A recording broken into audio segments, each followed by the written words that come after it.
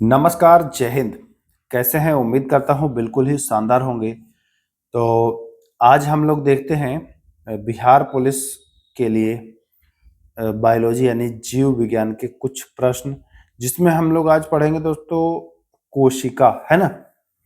कोशिका से संबंधित प्रश्न आपको बिहार पुलिस में आएगा ही आएगा। हर बार आता है, इस बार भी आएगा।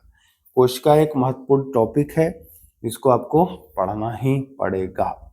तो चलिए, कोशिका से संबंधित देखिए जितने भी प्रश्न हैं सब आपको मैं इसमें करा दूंगा। फिर इसके बाद आपको कोशिका से एक भी प्रश्न नहीं छूटेगा। लगभग 46 प्रश्न आपको देखने को मिल रहा होगा, तो इन सारे प्रश्नों को आप आसानी से करेंगे। चलिए फटाफट अंदाज में हम लोग देखते हैं पहला प्रश्न क्या कह रहा है। किसे कोशिका का बिजली घर, है ना, कोशिका का बिजली घर भी कहा जाता है? तो सीधा सा आंसर है माइटोकॉन्ड्रिया। किसको कहा जाता है? माइटोकॉन्ड्रिया। यहां पर जरा कभी बदल देता है कि भैया बिजली घर के जगह लिख देगा पावर हाउस, कोशिका का पावर हाउस, तो कंफ्यूज नहीं होइएगा। पावर हाउस, बिजली घर दोनों एक ही है, ध्यान रखना है आपको। चलिए दूसरा सवाल। प्रश्न का जो लेवल होगा वह सामान्य स्तर का भी होगा, थोड़ा सा उच्च स्तर का भी होगा और मध्य स्तर का भी होगा।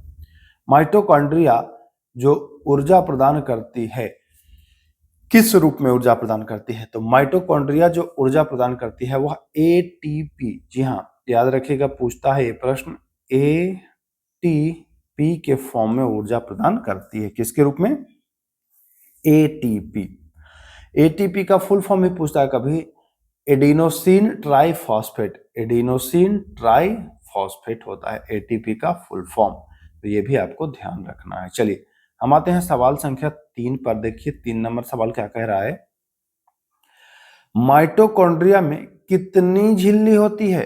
तो माइटोकॉन्ड्रिया में जान लीजिए कि झिल्ली जो होती है वो दोहरी झिल्ली होती है। माइटोकॉन्ड्रिया में कितनी होती है? दोहरी झिल्ली होती है। तो राइट आंसर जो हो जाएगा वह दोहरी झिल्ली हो जाएगा।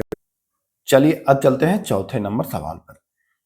किसके पास अपना खुद का डीएनए, है ना, डीएनए और खुद का राइबोसोम होता है? कल के वीडियो में हमने आपको डीएनए और आरएनए का फुल फॉर्म बताया है।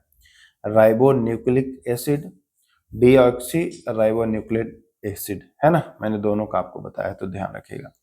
तो माइटोकॉन्ड्रिया जो है इसके पास अपना खुद का डीएनए और खुद का राइबोसोम भी होता है, तो ये भी आपको ध्यान देना है। हम चलते हैं सवाल संख्या 5 के ऊपर।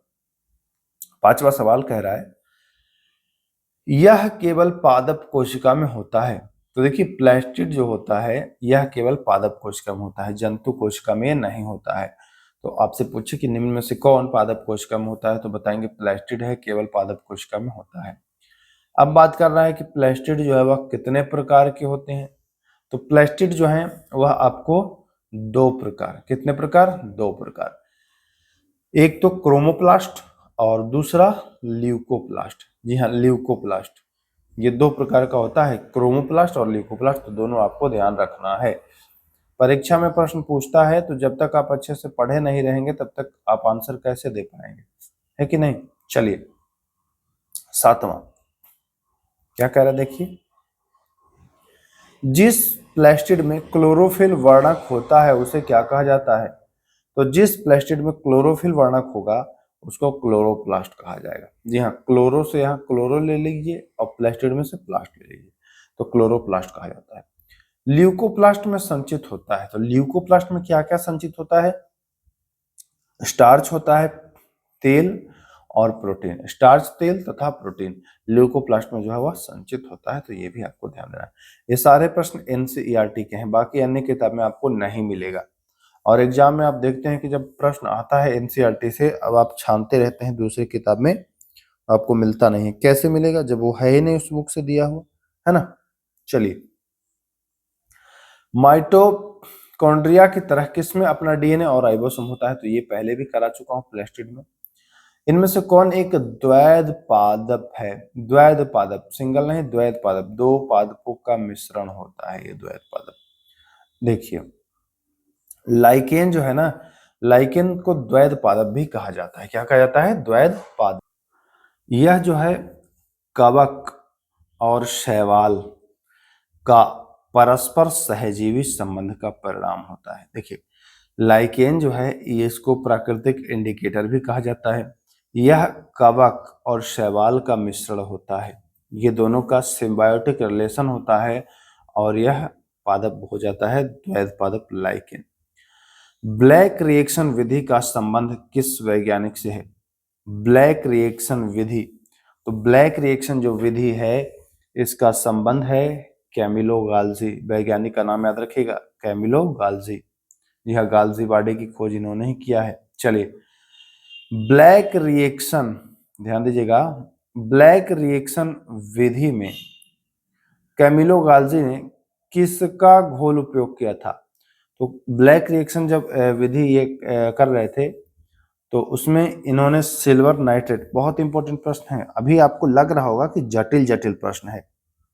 देखिए, बिहार पुलिस का आप देखिए क्वेश्चन देखिए तो आपको ऐसे प्रश्न मिल जाएंगे वहां प्रीवियस ईयर वाले में। चलिए, 13वां सवाल, पादप कोशिका में रसधानियों का आकार। देखिए, पादप कोशिका में बड़ा रसधानी होता है और जंतु कोशिका में छोटा होता है, तो दोनों आपको ध्यान रखना है। चलिए, कोशिकाओं को स्थिरता और कठोरता प्रदान करता है।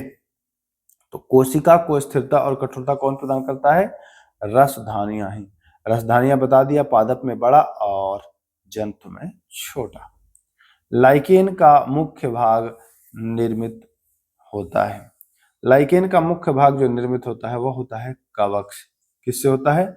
कवक से इसका मुख्य भाग निर्मित होता है, तो ये भी आपको ध्यान देना है।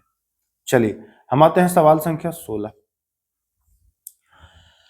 कोशिका को रॉबर्ट हुक ने कब सूक्ष्मदर्शी से देखा? कोशिका की खोज इन्होंने 1665 ईस्वी में सूक्ष्मदर्शी से देखने के उपरांत किया। चलिए, इनमें से कौन एक कोशिका से निर्मित जीव है? सिंगल कोशिका वाला जीव है, एक कोशिकीय जीव है। तो देखिए, अमीबा है, पैरामीशियम है, बैक्टीरिया है, क्लेमिडोमोनास, ये चारों जो हैं यह आपको सिंगल कोशिका है, एक कोशिकीय जीव है। Amoeba, paramecium, bacteria, क्लेमिडोमोनास।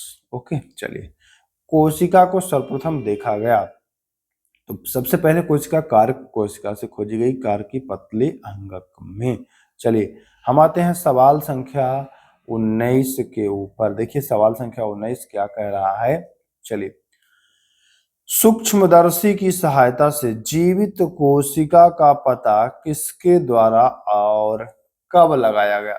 कह रहा है कि सूक्ष्मदर्शी की सहायता से जीवित कोशिका, मृत कोशिका नहीं, जीवित कोशिका, तो ल्यूवेनहॉक ने वर्ष 1674 में इसका पता लगाया था। जी हाँ, वर्ष 1674 में इसका पता लगाया था, तो ध्यान देना है ये भी। चलिए, अब कह रहा है कि कोशिका में केंद्रक का पता रॉबर्ट ब्राउन ने कब लगाया था?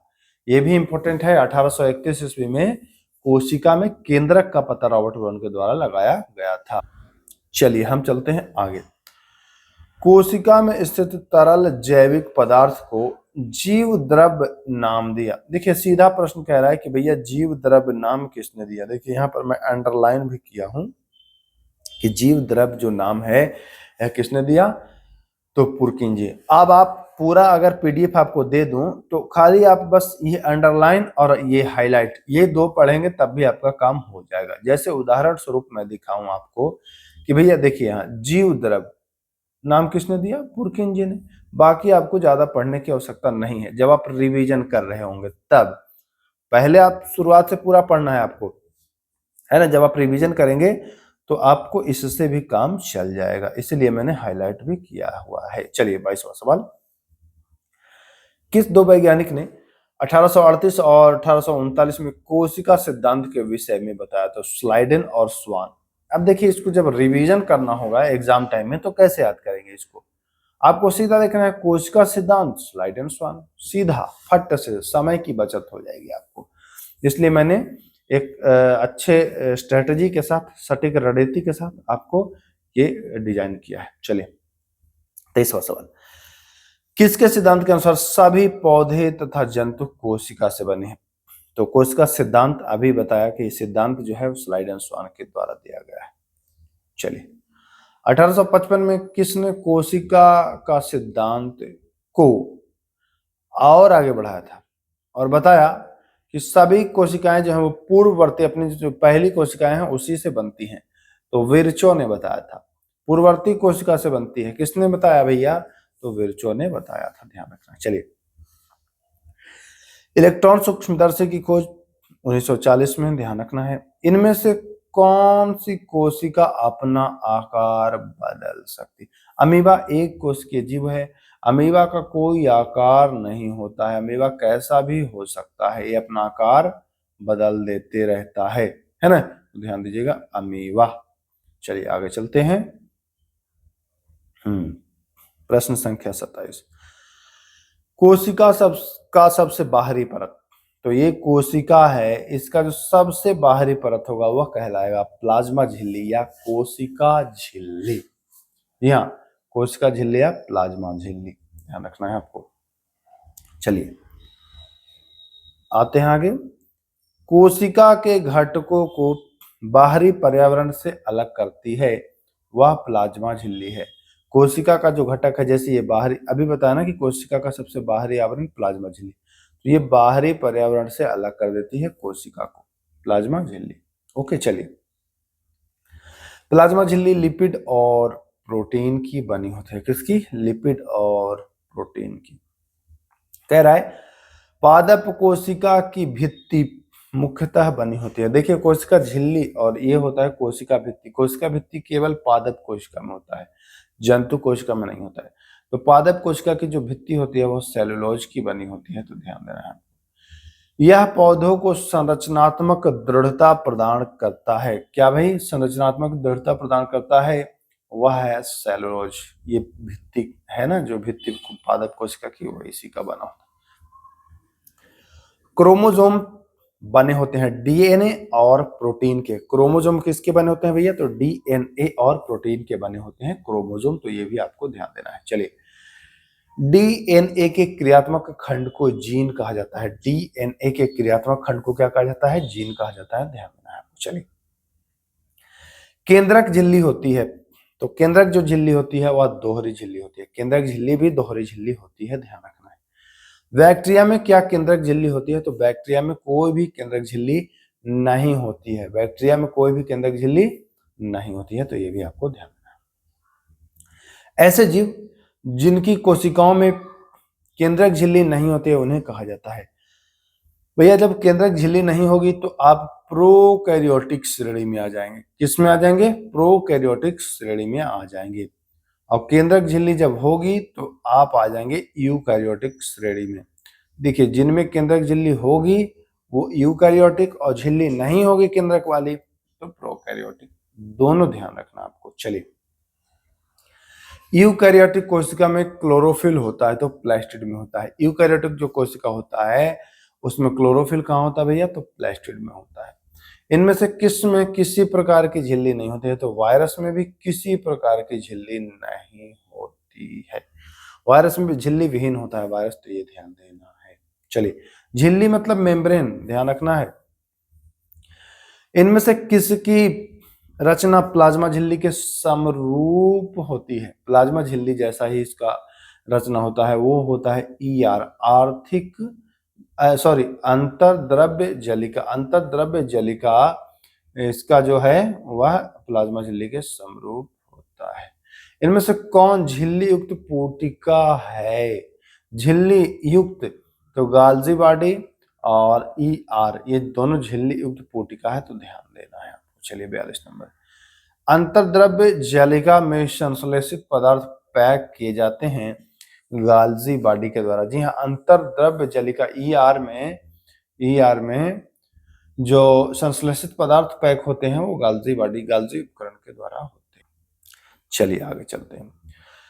अंतर्द्रव्य जलिका में संश्लेषित पदार्थ को किसके द्वारा कोशिका के बाहर तथा अंदर विभिन्न क्षेत्रों में भेजा जाता है? तो गाल्जी बॉडी। अंतर्द्रव्य जलिका का संबंध आपको गाल्जी बॉडी से ज्यादातर देखने को मिल रहा है। चलिए कौन कोशिका का अपशिष्ट निपटाने वाला तंत्र है? तो लाइसोसोम है। आत्महत्या की थैली भी इसको कहते हैं। इनमें से कौन बाहरी पदार्थ के